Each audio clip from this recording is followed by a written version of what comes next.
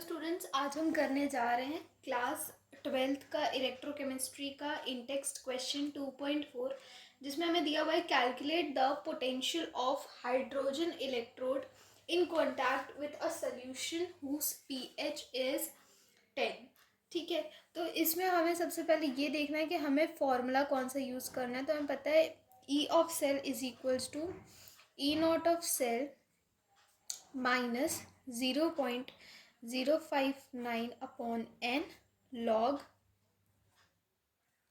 Log में यहाँ पे क्योंकि हम हाइड्रोजन इलेक्ट्रोड की बात कर रहे हैं तो डिनोमिनेटर में हमें यहाँ पर H प्लस लिख लेना है।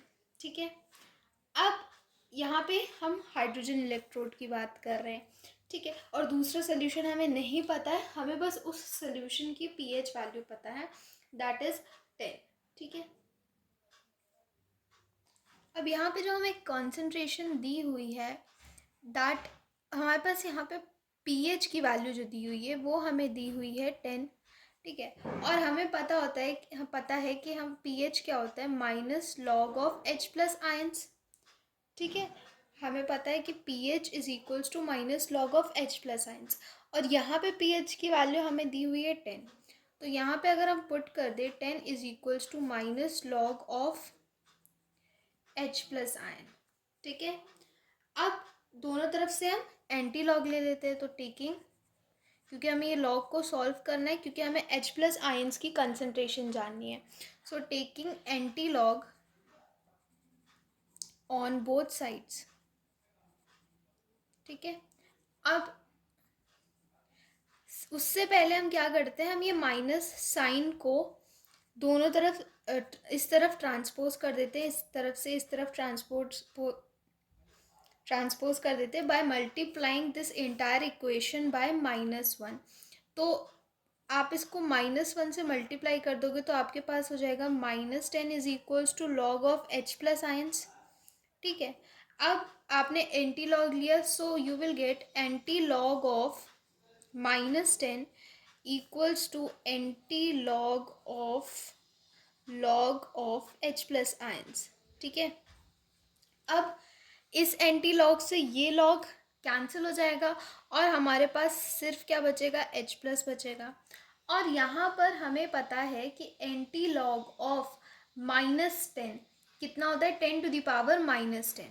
ठीक है, this is equals to 10 to the power -10। मतलब कि जो भी यहाँ पे आपके पास वैल्यू होती है, हमें आपको जनरल सी बात जान लेनी चाहिए क्योंकि केमिस्ट्री में ऐसे न्यूमेरिकल्स आते हैं। तो जो लॉग और एंटी लॉग के बीच हम सिंपल सी ये बात जान लें कि अगर हमारे पास मान लीजिए कि लॉग 1000 दिया हुआ है तो ये हमारे पास 3 आ जाता है। ठीक है, लॉग अगर 10 टू द पावर 4 दी हुई है तो उसकी हमारे पास वैल्यू 4 आ जाती है। सिमिलरली अगर हम एंटी लॉग करते हैं, एंटी लॉग 4 करते हैं तो वो हमारे पास 10 टू द पावर 4 आ जाता है।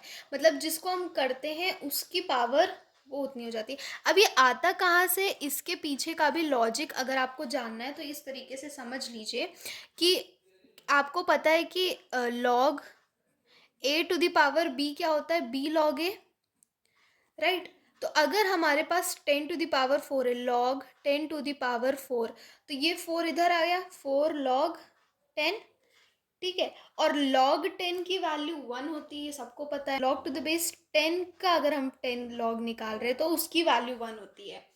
ठीक है, नेचुरल लॉग की बात नहीं कर रहे, log टू द बेस 10 की बात कर रहे। तो अगर उसका बेस सेम है और वो वैल्यू भी वही है, जैसे हम मैथ्स में log टू द बेस ई पढ़ते हैं, तो अगर हम ई का log टू द बेस ई ले रहे हैं तो उसकी वैल्यू हमारे पास 1 आती है।